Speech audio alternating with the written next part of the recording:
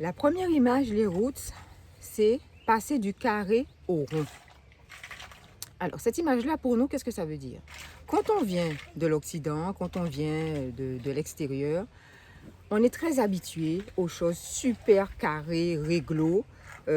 Tu as un rendez-vous à 17h, il faut être là à 16h45 parce qu'il ne faut pas rater l'heure du rendez-vous, il faut être pile à l'heure. Quand on dit oui, c'est oui, quand on dit non, c'est non. Voilà, les choses doivent être carrées, quoi. Eh bien, ce qu'on a appris ici, c'est que il faut passer du carré au rond. En Afrique, en tout cas, Togo, Bénin, c'est notre expérience. Quand tu arrives trop carré, il faut s'arrondir. tu finis par t'arrondir. Arrondir les bords. Voilà. Parce qu'en fait, l'humain, finalement, il n'est pas carré. L'humain, il est rond.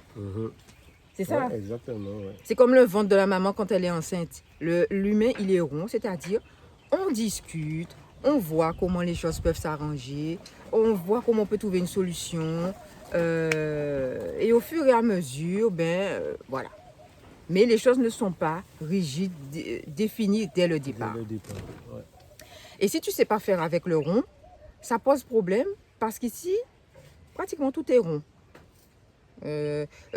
Un exemple tout bête, il y a des rendez-vous, il y a plein de rendez-vous qu'on a eu à des heures, on avait convenu d'heures, mais les gens ne sont jamais arrivés à l'heure. Mais par contre, si on s'était énervé et qu'on avait dit oui, c'était telle heure qui était convenue et qu'on était parti avant l'heure, on aurait loupé des choses formidables. Oui, exactement, parce que derrière ce côté en retard, l'échange nous apporte tellement de choses. Et en plus, il y a un rapport humain qui se fait avec la personne avec laquelle on a le rendez-vous. Et après, on voit qu'on a été rempli en richesse. Quoi. Donc, je pense que vous nous avez compris, passer du carré au rond. Les routes, deuxième image. Attention, incarner la patience. Non, l'image, c'est pas incarner la patience. Incarner la patience, c'est le message. Oui, c'est le message. Deuxième image. Deuxième image. Le lièvre et la tortue. Voilà.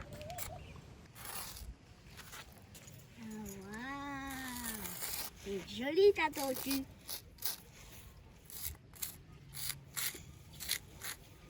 Waouh, c'est joli ta tortue, papa. Maman, elle est grosse, hein? Non, elle est petite. Elle s'appelle comment? Ah! Oui, elle s'appelle Kala. Kala. Oui, elle s'appelle Kala tortue. Kala la tortue. Oui, Kala la tortue. Elle est très costaud, elle peut tuer des loups. Ah ouais? Oui. Ah ouais. Ça c'est costaud ça. Ah oui, c'est costaud, elle n'a pas peur. Elle peut envoyer une flèche et le loup, il est parti. Il a mal et il part. Ah ben c'est super. Il est parti. Merci Kala. Trompé. Le lièvre, il s'appelle comment? Il s'appelle lièvre Chichekoa. Lièvre Chichekoa. Comme ça, il s'appelle le lièvre. Maman, mais il a un nom compliqué ton lièvre. Non, c'est pas. C'est comme ça, il a des pattes alors. Le lièvre, il est beau. Il est beau, hein? Oui. Il peut m'empêcher avec ses pointes. Et il peut m'empêcher. Avec sa pince. Qu'est-ce qu'il est en train de faire là, le lièvre? Il court. Il essaie de courir pour attraper la tortue. Mais il a perdu. Oui, mais la tortue, elle a pas peur. Elle va avoir une flèche. Le lièvre, il va partir. La tortue, elle est Est-ce que tu vois bien? costaud. Oui. Ah ouais, là, la voiture, la tortue, elle a pas peur, comme ça. Et elle a gagné la tortue. Oui, elle a gagné, elle a envoyé une flèche. Et voilà. Papa, tu peux dessiner. Papa, Attends, chut, il a beau, le lièvre, il a beau essayer d'aller vite, la tortue a déjà gagné. Elle passe la ligne d'arrivée. Ouais, la tortue. Vive la tortue. Papa, tu viens dessiner la flèche pour la tortue pour le voir sur le lièvre? Mais elle n'a pas besoin d'envoyer de flèches. Elle a déjà gagné. Et la tortue, elle est honnête. Hein, elle n'envoie pas de flèches. Et Elle a si gagné. c'est lui qui fait ça. Bravo la tortue. Tiens la tortue, au revoir. Elle a envoyé. Ça vous parle ça? Je pense que oui. Hein. Le lièvre et la tortue, bon, ça nous rappelle tous un conte qu'on nous a raconté quand on était enfant, tout ça et tout. Mais c'est quoi? Vous connaissez l'histoire. Qui est-ce qui a gagné finalement? C'est la tortue. Et à travers cette image-là, ce qu'on veut vous dire, c'est que ce que l'Afrique nous apprend, c'est qu'il faut incarner la patience. Devenir la patience même. En fait, devenir la tortue, quoi. Dans ce qu'elle incarne dans l'histoire du lièvre et de la tortue. Ici, moi qui suis, je peux vous dire, hein, Papa Rousse le sait très bien, je suis madame pressée, madame qui veut que tout aille vite, on claque des doigts et puis voilà, c'est fait. Madame qui trouve que ça va jamais assez vite. Eh bien, moi, j'ai appris à... Enfin, j'apprends, parce que je n'ai pas fini. Papa Rousse, c'est plus patient que moi. Moi, je suis vraiment impatiente. Même moi. Ouais, mais on apprend tous les deux. On Mais en tout apprend. cas, ça, la patience, ici, si tu n'as pas la patience, tu ne peux rien faire. Bon, vous me direz que c'est partout pareil. Mais en Afrique particulièrement, moi, je trouve, faut être très patient. Et de toute façon, si tu n'es pas patient, l'Afrique va te l'apprendre. Parce que ce n'est pas comme si tu pourras faire autrement.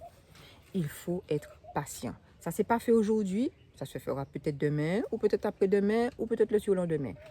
Le rendez-vous, il n'est pas à l'heure, eh bien, tu attends, il va finir par arriver. Et d'ailleurs, quand on observe nos frères et sœurs ici, leur côté décomplexé, en fait, qui est souvent peut-être mal interprété, c'est tout simplement une patience, une forme de patience. Oui. À quoi ça sert de t'énerver? La personne n'est pas encore arrivée, tu ne sais pas si la personne n'a pas eu un imprévu, tu ne sais pas si la personne a eu un accident, tu ne sais pas ce qui s'est passé, tu t'énerves, ouais, non, non, non, non. Eh bien, apprendre la patience, incarner la patience. J'essaie de devenir une tortue. Pour l'instant, la transformation ne s'est pas complètement opérée. Mais C'est celle qui va le plus vite. la tortue? La tortue. Ouais, finalement. C'est celle qui arrive finalement le plus vite à ses objectifs. Exactement. Parce qu'elle prend le temps d'aller pas à pas, chaque pas avancé et définitivement avancé. Voilà. Et il y a un exemple. Vous voulez le puits, ça a été un exemple aussi. Ah ouais. La patience et le travail que les gars, vous avez vu la vidéo, hein, c'est un travail de patience De tortue. et de tortue. Et voilà, hein, ils ne peuvent pas travailler sans vraiment prendre le temps de faire, quoi. Sinon après, ça donne des accidents, je ne sais pas trop quoi. Et bon, voilà. C'est la patience qui fait aussi que ma tête apparaît comme ça aujourd'hui. Hein. Comme j'ai pas le temps de tourner les locks, de me coiffer, j'apprends à être patiente. Quand j'aurai le temps, je ferai. Pour l'instant, vous avez vu, c'est comme ça, c'est pas grave, c'est roots. On est entre nous, hein, pas de problème. Et autre chose, Oui. on a remarqué aussi, la terre nous Ah enseigne ouais, cette patience. la patience. On a planté, alors j'ai planté une bouture de calebassier. Combien de temps on est resté à attendre que ça Des mois. jaune? On est resté des mois. J'ai failli arracher la bouture parce que je pensais qu'elle était déjà morte. Ouais, au moins 3 mois, je crois. Non? Ouais, quasiment. Au Au moins moins 3 3 mois mois. à attendre en arrosant. Bon, il y avait la période de la sécheresse aussi. Après la pluie arrivée, on attendait que ça bourgeonne. Et on s'est dit qu'il est mort, on a failli l'arracher. On l'a laissé encore un peu et hop! Et si ça ne tenait qu'à moi, arraché depuis longtemps. C'est pas ce qui me disait. On attend. Et maintenant, on va vous montrer là les images. Vous voyez comment le truc est beau. Ah, c'est incroyable. Et il y a plein de trucs comme ça qu'on a planté. Au début, on se dit, mais c'est bizarre, ça pousse pas. Ouais. C'est nous qui avons un problème ou quoi? C'est quoi le truc? Non, patience. La terre te dit, mais tu veux aller où? Attends. Donne-moi le temps de faire les choses comme il faut. Exactement. Et par contre, quand ça pousse, waouh, la beauté même. Donc, rappelez-vous du lièvre et de la tortue. Rappelez-vous d'incarner la patience. Troisième image. Je laisse Papa Roots vous donner l'image. Alors, la troisième image, c'est l'oisillon qui prend son envol. Je vous laisse imaginer un oisillon que sa maman a nourri pendant tout sortie de l'œuf, à partir de sa sortie de l'œuf. Et ses plumes ont poussé et il doit prendre son envol pour maintenant voler de ses propres ailes. mais ne l'a jamais encore fait. C'est ça. Ça fait Wow. peur, ça. Waouh, moi je vois bien le truc. Hein. Mais ils le font tous, hein, tous les oiseaux qu'on voit, C'est clair. ils l'ont fait. Donc, Maman Roots, comment on pourrait définir cette image de manière plus... C'est savoir prendre des risques. Ah, voilà. Et oui, si tu viens sur le continent et que tu as peur des risques, tes gens, tu veux contrôler tous les risques, tous les paramètres, c'est pas la peine, reste là où tu es. Nous pensons que Nous pensons, venir sur la terre-mère, c'est accepter une part de risque et donc une part que tu ne maîtrises pas. On ne peut pas tout contrôler, on ne peut pas tout maîtriser. Et puis ça sert à quoi de tout maîtriser, franchement. Donc le petit oisillon là, c'est vrai. Mais il sait qu'il est un oiseau. Donc il sait que de toute façon, il va voler. Son papa vole, sa maman vole, les cousins volent, tout le monde vole. Pourquoi lui, il ne va pas voler? Mais s'il ne prend pas le risque de sauter dans le vide, comment il va se prouver à lui-même qu'il est un oiseau et qu'il peut voler?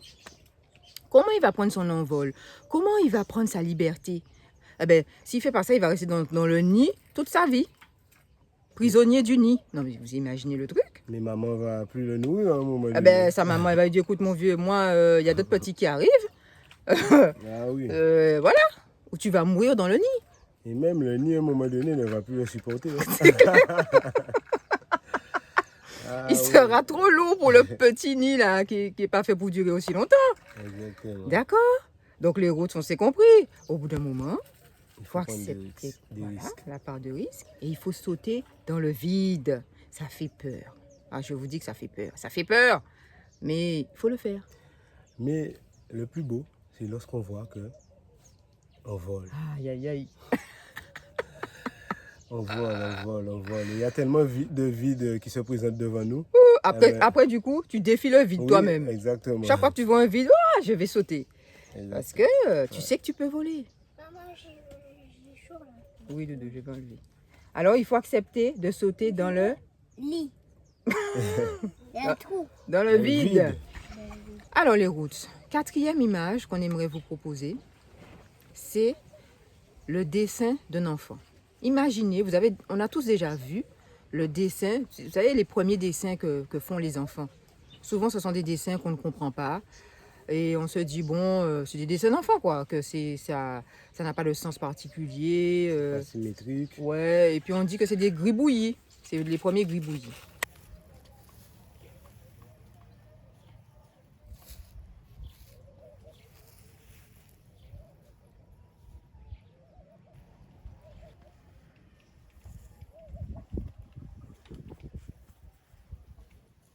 Regarde, Doudou. Regarde, Doudou. Il marche comme ça. Ah ouais. Il va quelque part. Les gros, viens voir papa. Il va où? Et son ventre, il est là. Ah ouais. Et gros, il a bien mangé, c'est comme ça. Il a mangé, c'est pour ça qu'il est comme ça. D'accord. Ah, je vois les pieds, les mains. Waouh, il est beau ton bonhomme. Hein? Et il s'appelle comment? Kawadji. Kawadji. Ah ouais. Eh bien, imaginez un gribouillis qui vous a plu ou même qui ne vous a pas plu. Ça, c'est l'image qu'on vous propose en quatrième position et qui veut dire pour nous qu'il faut se donner sa chance de créateur. Quand un enfant fait des gribouillis sur le sable, sur un papier ou quoi, il utilise la peinture pour la première fois, ça n'a pas de sens pour nous, mais pour l'enfant, ça a un sens parce qu'en fait, il est en train d'exprimer son génie, d'exprimer la création qui est en lui. C'est comme ça que ça commence. Tous les grands artistes, ils ont commencé comme ça. On commence par des petites choses et on a l'impression que c'est rien, mais en fait, c'est beaucoup. C'est juste que ceux qui sont là et qui regardent ne comprennent pas la magie qui est en train de s'opérer. On a toujours cette chance de libérer le créateur en nous. Et ça, nous pensons que c'est vraiment un atout quand on arrive ici sur le continent parce que ça libère des chaînes, ça t'évite d'être dépendant de qui que ce soit pour avancer quoi, dans la vie. Si on est capable de créer soi-même ce dont on a besoin, ça évite quand même les dépendances. Bon, il est certain qu'on ne peut pas tout faire tout seul. Mais être un créateur, c'est se donner la chance de marcher avec assurance et d'aller là où on veut. Donc l'Afrique invite à ça, l'Afrique exige ça. Et ça nous apparaît quand même comme quelque chose de très sain finalement. Oui. Donc, gardez en tête l'image des dessins d'enfants qui pour certains ne veulent rien dire, mais qui vont évoquer dans votre esprit cette liberté de créer que nous avons dès l'enfance et que nous devons garder. Alors les Woods, 5e image. Alors, imaginez-vous les pyramides d'Égypte. Pyramides d'Égypte, on se dit waouh. Qu'est-ce que ça évoque? Qu'est-ce que ça évoque? Eh bien, ça évoque le mystique, selon nous, selon les Woods. Le mystique parce que jusqu'à nos jours, l'homme n'a jamais encore réussi à expliquer réellement comment ces pyramides ont été construites. Et même avec tous les appareils, la technologie qui existe maintenant, Dite moderne. ils n'arrivent pas à la précision qu'ont eu les Égyptiens lorsqu'ils ont réalisé ces pyramides. Donc, Maman Woods. Oui, nous on pense que finalement, ces pyramides représentent à travers leur image et tout le mystère, tout le mysticisme qui tourne autour, nous donne ce côté mystérieux de l'Afrique. L'Afrique a une part mystique, mystérieuse qui nous échappe et qu'à notre avis, il faut savoir aussi accepter, intégrer comme une donnée qu'on ne comprend pas toujours, qu'on ne peut pas toujours expliquer, mais qui est là et qui fait partie d'elle. C'est comme quelqu'un que vous allez rencontrer, que vous aimez, mais une partie de cette personne-là que vous ne pouvez pas atteindre et que vous ne comprenez pas, que vous ne maîtrisez pas. Si vous n'acceptez pas cette part de cette personne, vous ne pouvez pas l'aimer complètement. Eh bien, l'Afrique est une femme insaisissable. Et oui, c'est une femme qui est très belle, qui est attirante, qui a beaucoup de trésors, qui a beaucoup de richesses. Qui est parée. Mais, qui est merveilleusement parée, mais elle est mystérieuse et elle a un côté mystique, elle a une part voilée. Donc, si tu ne l'acceptes pas comme ça, tu ne peux pas l'aimer, tu ne peux pas vivre avec elle, tu ne peux pas communiquer avec elle. Il faut accepter cette part de mystère mystique. Mais déjà, en acceptant cette part de mystère, on arrive à comprendre au fur et à mesure, de fil en aiguille, ce mystère qui des fois nous paraît inatteignable. Oui, c'est-à-dire que, mais oui, au fur et à mesure qu'elle se dévoile. Oui, elle se dévoile quand même. Bon, pas complètement, mais petit à petit, comme elle voit que quand même tu l'acceptes comme elle est, bon, elle peut décider qu'elle lève une partie du voile. Et ça fait partie de son charme. Oui, maman, arrive doudou. Ça fait partie de son charme à cette femme mystérieuse et tellement belle. On a envie de découvrir ces charmes-là, mais attention, elle ne dévoile pas ses secrets comme ça. Mais voilà, ça fait partie, tout ça fait partie de l'Afrique. Il y a des choses, des situations qu'on rencontre, des choses qu'on voit. On se dit, mais c'est quoi? On ne comprend pas et tout. Bon, il faut faire avec. Et puis, peut-être qu'au fur et à mesure, en fonction de soi-même aussi, de ce qu'on dégage et de ce qu'on mérite, eh ben, les choses se dévoilent petit à petit. Et c'est super quand c'est comme ça. Enfin, nous les Woods, c'est ce qu'on est en train de vivre, d'expérimenter, de vivre. Et on aime bien. On aime bien. On aime même beaucoup. De fil en aiguille, on voit que wow, tous les trésors de l'Afrique sont dans toutes ces choses-là. Oui, dans toutes ces différentes images qu'on vous a données. L'Afrique nous apprivoise et elle nous permet de libérer le meilleur de nous-mêmes au fur et à mesure qu'on accepte ce qu'elle nous donne. Et elle nous donne des milliards d'occasions de travailler sur nous, de nous remettre en question, de nous améliorer. Et c'est un super cadeau. Et ça vaut bien tout ce qu'on a laissé derrière nous. Je dirais que l'Afrique nous fait renaître. Oui, à nous-mêmes. Oui. On entend souvent parler de cette renaissance, mais là, waouh. Et elle ne se fait pas comme on l'avait imaginé en fait.